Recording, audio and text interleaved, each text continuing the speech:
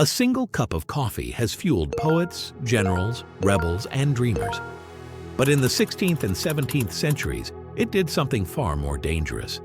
It ignited revolutions. Across the Ottoman Empire and Europe, coffee houses became the secret laboratories where radical ideas were brewed, absolute rulers were mocked, and political movements were born. This is the story of how a bitter drink reshaped the modern world. Our story begins in the Ottoman Empire, where the world's first coffee houses opened their doors in the mid-1500s. They weren't luxurious, wooden benches, simple cups, the smell of roasted beans. But they offered something revolutionary, a public space where anyone, janissaries, merchants, scholars, could sit side by side and speak freely. Inside these smoky rooms, people shared rumors about the Sultan, gossiped about corruption, mocked unpopular policies, and forged new alliances.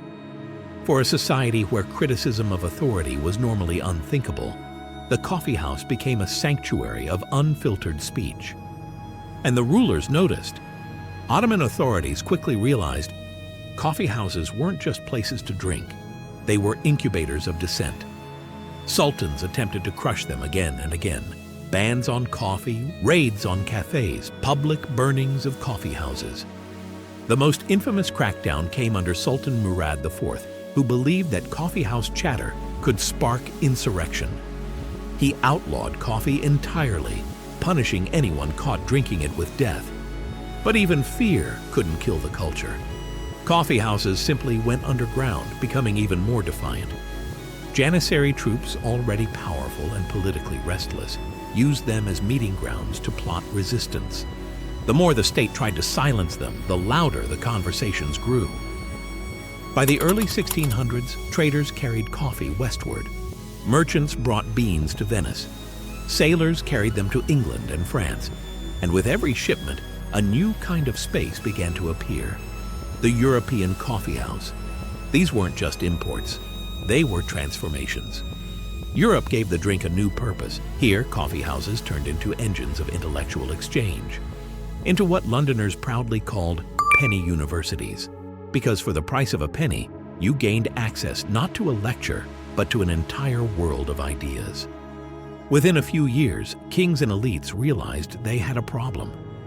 This wasn't simply a drink, it was a democratic force. Walk into a London coffee house around 1700, and it feels like stepping into the heart of the Enlightenment. Students, clergy, merchants, journalists, philosophers, all crammed into chaotic, caffeinated rooms. With newspapers scarce and literacy uneven, the coffee house became the beating heart of communication. News spread by word of mouth. Debates erupted. Political pamphlets circulated hand to hand. These were the places where ordinary people learned to argue with confidence, challenge authority, and question inherited truths. The British government considered shutting them down more than once, but it was too late. The age of public opinion had been born, inside a cup of coffee. The coffee house had already survived bans, crackdowns, and imperial fear, but its influence was about to reach its most explosive form. Because in the cafés of Paris, coffee would help spark a revolution. Cafés, enlightenment, and the fire of revolution. By the 18th century, Parisian cafés were unlike anything the world had seen. They weren't just social hubs. They were nerve centers of philosophy, politics, and rebellion. If you stepped into Café de Procope, the most famous of them all, you might have seen Voltaire scribbling notes over a cup of thick, bitter coffee, Rousseau arguing about human nature, Diderot debating the future of political authority. Cafés blurred class boundaries. Nobles, writers, students, merchants, people who rarely mingled, found themselves crammed shoulder to shoulder, locked in wild debates that lasted until the candles burned down. For the first time in French history, the lower classes could argue openly with the elite, and the elite could not stop them. Coffee lowered social walls in a way wine and taverns never could. As the Enlightenment grew bolder, Parisian cafés turned into something even more dangerous: organized revolutionary networks. By the 1780s, France was a pressure cooker. food shortages, crushing taxes, political corruption. And each cafe was a spark waiting to hit dry fuel. Revolutionaries used these spaces to coordinate, distributing pamphlets, spreading news and rumors, planning protests, shaping public outrage. Café de Procope evolved from an Enlightenment salon into a revolutionary headquarters. Legend says that the day after the storming of the Bastille, men like Danton and Marat gathered in these same cafes to decide their next steps. The revolutionary voice wasn't coming from palaces, it was coming from coffee tables. The state again understood the danger, but the momentum couldn't be stopped.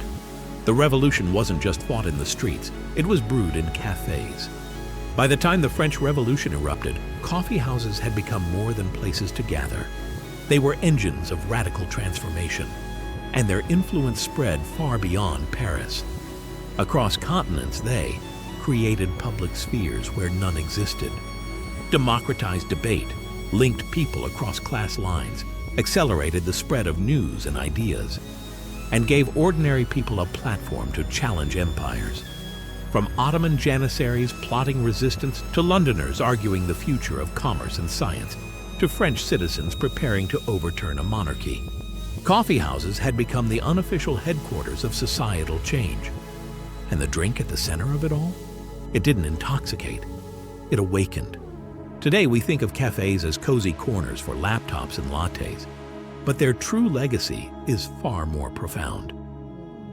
Every time you sit in a cafe, arguing, writing, dreaming, building, you're part of a tradition that once terrified emperors and toppled kings. Because the modern world wasn't just shaped in parliaments or battlefields. It was shaped in noisy rooms filled with caffeine, conversation, and the courage to question everything. The coffee house didn't just serve a drink, it served a revolution.